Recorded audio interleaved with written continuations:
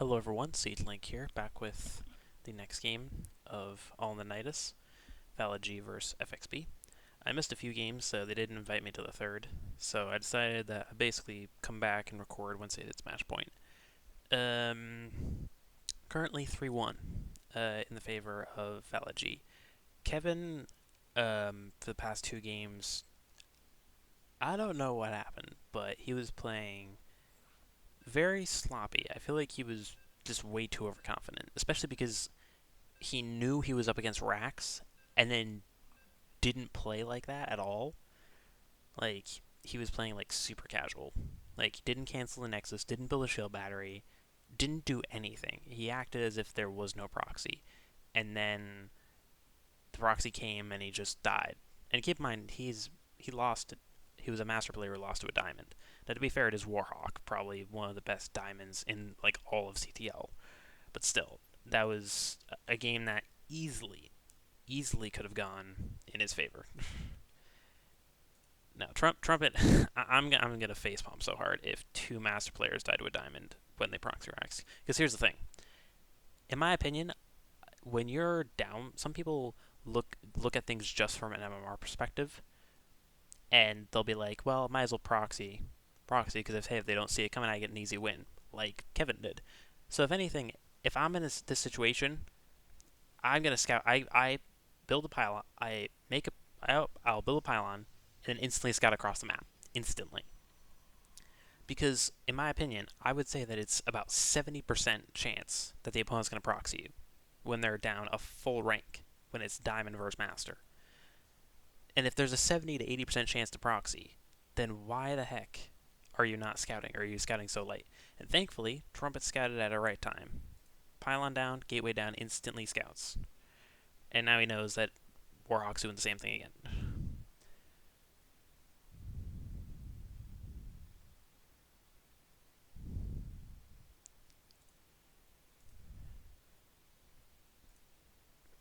Now, what he really should do here is put a pylon right on the top of the ramp and then put shield barriers on top of the ramp. If he does that, it's not possible for him to move down the ramp.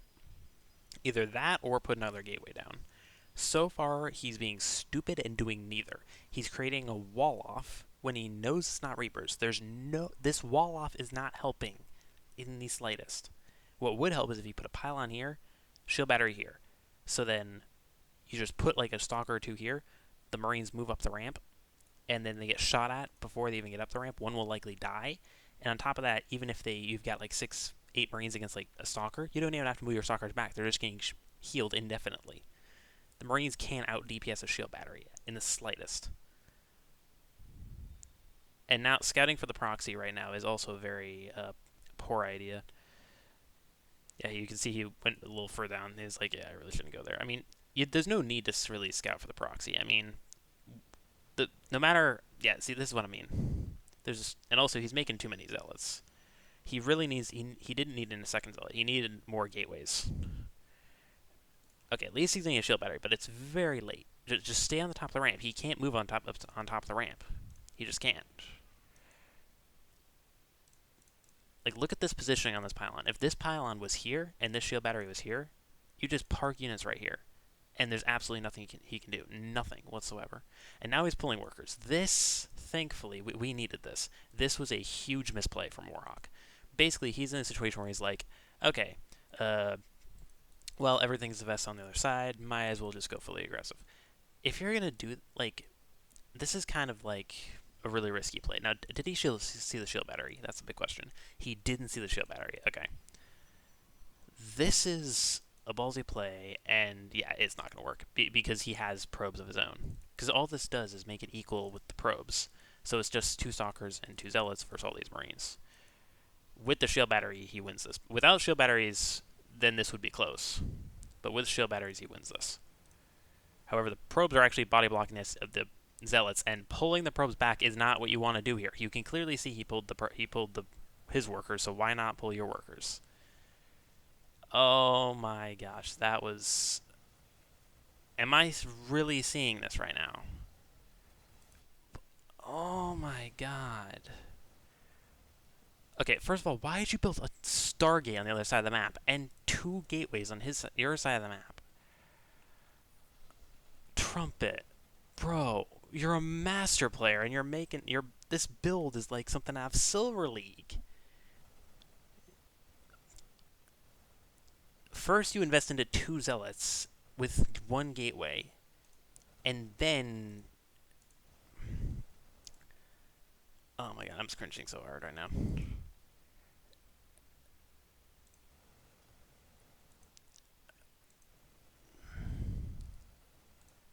He's not going to be able to win. He's got no workers, but he can't guarantee a draw either, because eventually it's going to come down to the Oracle versus all these Marines, and there's no way that Oracle is going to win. Did he? Yeah. I want to point out that it was not. It was partially based off of the units and the terrible build order. He should have instantly put down either a shield battery right on the top of the ramp, and even just full wall off here, because you know your opponent's going full all in. Because you can, especially once he sees the workers. Second of all, why would he? What he does is, once he holds it, instead of making more units, he stops making more units against an all-in, and then builds a proxy Stargate in 2 gateways while not making units. There's no situation in which you should do that, because you're not producing units versus an all-in. And this is what I mean. It's literally impossible for this Oracle to do anything. I mean, he shouldn't even be trying to save these buildings here. He's revealed. He knows that this is it. I mean, you're not going to walk up a ramp. If anything, he should be waiting and staying here. He didn't have enough money for a Void Ray. If he did, that would have been a better play, because, I mean, it might be slow speed, but, I mean, at least it can shred Marines. So maybe you get some high ground. It can do something, but... And also it can kill these buildings, which an Oracle can't. But, yeah, it's not enough money. Because then the Terran player is really on the clock. But at the same time, Terran can't separate his units. And he's got 4 barracks. So yeah, there's... Ooh, okay. That I actually like. The one question... He's moving his Oracle back. That's a very bad idea. That Oracle's... he trapped all of them. That's the issue. Yeah, he can't win this. The Protoss can guarantee a draw. The Terran has a 100% chance to either to guarantee a draw or win the game, because Trumpet played this so poorly. He has to play perfect in order to get just a draw. Oh, he doesn't realize this. Yeah. The thing is, he knows about this building. He needs to... Yeah, so he's slowly shaking off units. If I was him, I would just basically move right here. And just ignore the stalker. Okay, good try there. Got some of the shields down. What it really should do is put a stasis ward like on one of these sides. I mean, I would say put it around top, but he knows the bit that's right there. He really shouldn't stay here though. He really shouldn't. He knows that they're coming. He knows about that. Oh my god. I mean, I don't even know if this is worse or better than what Kevin did. I mean, I want to lean towards saying worse, because he invested so much into stuff that he knew was going to be completely useless. There's no situation ever where this Stargate is going to do something. No. Dude! You know that's her last building! Oh my gosh. Yeah, he can't win now, because even if he just shoot and moves, at this point the Marines can just target, just attack, move onto the Stargate, and it wouldn't. I mean, if WarHawk keeps playing poorly, maybe he can get a draw, but yeah, that was way too risky. This is a pretty big mistake right now. Not down the ramp. Ooh, should have kept running around. He's got to come back around. No.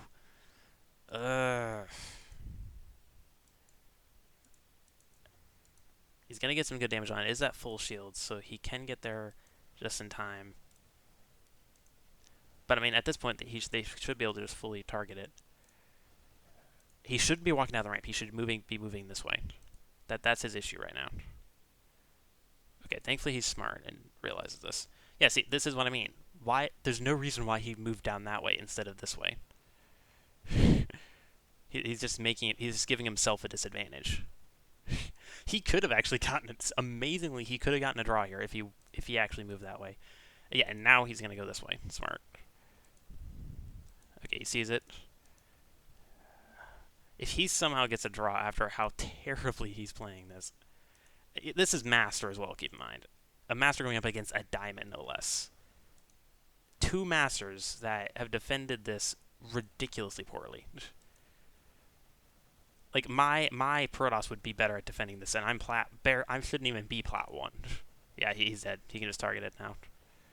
He's gonna target now in this game. Why? Why? You build an extra pylon to wall off your gas, which does nothing but hurt you. Okay, tip for anyone watching.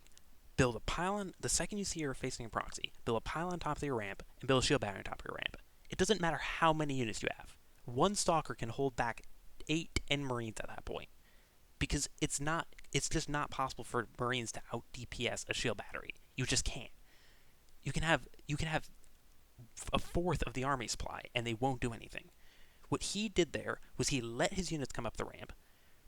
He defended it initially, barely, and then once he had defended it, he then made 2 gateways. He started on 1 gate and then defended it, and then made a proxy Stargate pylon across the map and 2 gateways. That's all that money into 0 defending units when you know you're facing an all-in. That makes 0 sense. In no situation whatsoever should you do that. Ever, ever, ever. This is a master player who made that mistake. A master player.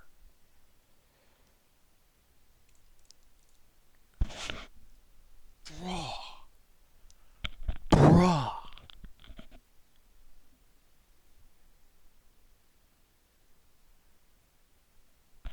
Like, dude, you don't need to start. In no situation do you need to start across the map. If you defend an all-in, if you got 3 gates of your base, you defend the all-in. What are they gonna have?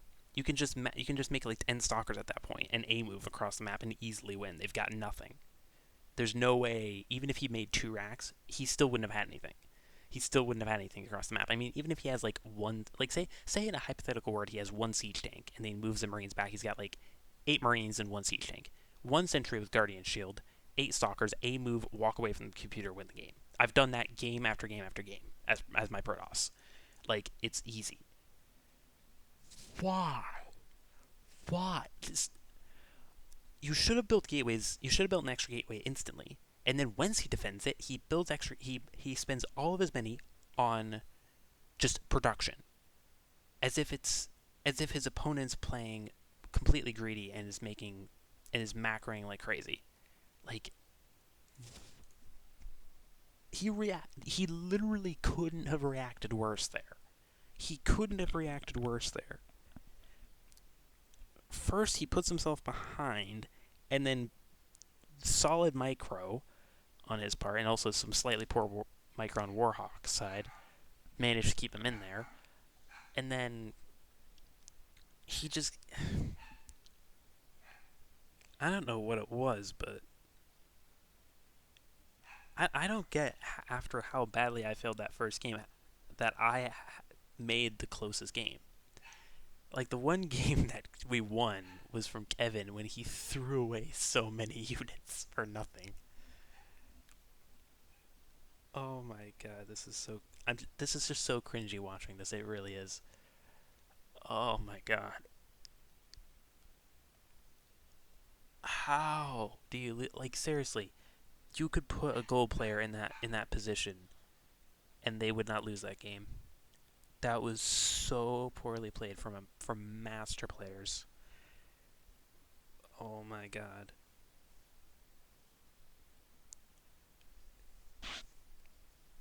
I mean, sure, my Protoss is like plat 1, but it's really like plat 3 level, and I easily could have won that game, without a doubt. I would never come close to losing that.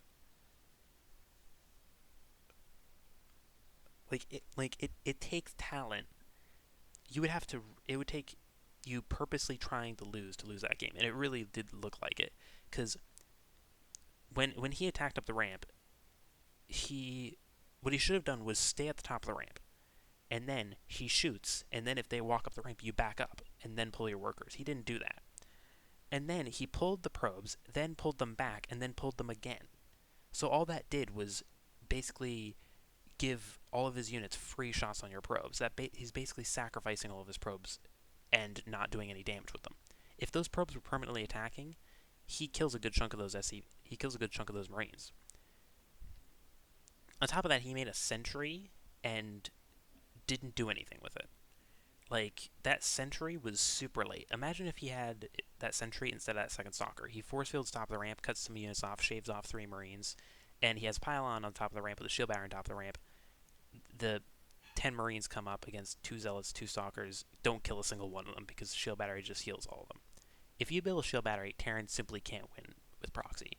If Terran basically can't win with proxy if you scout them and build a shield battery. The dumbest thing you could possibly do if you scout proxy is don't build a shield battery. At that point, all you're doing is just wanting to lose. And it really seems like our Master players were throwing. Like, for Master League, they were playing horrible. Oh, I'm glad that I didn't cast the game before, or the games 2 before this, or the last 2 games before this, because this has just been one hell of a cringe fest. It really has. If everyone played right, we could have won every single game. Like, I didn't realize I was up against Mech, and yet despite that, even though I was trading very poorly, I traded better than the rest of my team did in every game. Like, even in the one game we won, Kevin was trading horribly. And then our diamond player goes Baneling Nest, Roach Warren, doesn't use either of them, so he's just literally throwing away resources for nothing. And then he drones once he realizes that there's no point droning. And then first of all, you should expect that he's proxying, because not only did he already do it, but he's a rank below you. There's much higher than 50% chance he's going to proxy you. If you face a proxy, build a shield battery, I don't understand how you're in Master and don't understand that. It is super basic knowledge. To put this in perspective as a Terran player, when I have proxied Protoss and they don't build a shield battery, I have never, ever come close to losing a game. Not even close. Not even close. Think about it. I've got 2 Marauders at their base, and they've got 1 Stalker. Okay, with concussive shells, I shoot, move. Yeah, what are you gonna do? The Terran simply has more units and better units than you do. And if it rains, it comes out quicker. You're gonna have just zealots at the start and stalkers. Sure, if it's 2 racks, then fine. But if you still don't build shield batteries, the Terran player is gonna get a decent enough trade they can transition off of it. What he needed to do there is he needed to build a shield battery and just make it so the Terran had to transition him. And if they go for an all-in pull, then if you didn't micro shit there, then you would have easily been able to hold it. And if you actually built buildings in the right friggin' position. Literally, he walled himself into his base. He made it more efficient for the Terran to kill him. I don't understand. It really seemed like he wanted to lose, given how he was playing that. He was a Master player who was playing like a silver to gold. What is this crap? Oh my gosh. I've seen some cringy things like that last, one of the past few games I saw, it was a ZVZ, and guy made Ultras, Lings, and Banes. He moved command across the map, and he was like, wow, you were lucky you caught that. No, you walked into his army 3 times. You should have known his army was there. And on top of that, he left Banelings behind, and he admitted to that misplay. But still, it was dumb. But that's not even close to on this level. This is just... I don't know what's going on, but it seems like these people are playing like they're freaking 10 shots of tequila drunk. They're out of it. They are completely out of it. I don't get it. Well, hope you guys have enjoyed this cringe fest more than I have. I'll see you guys sometime soon.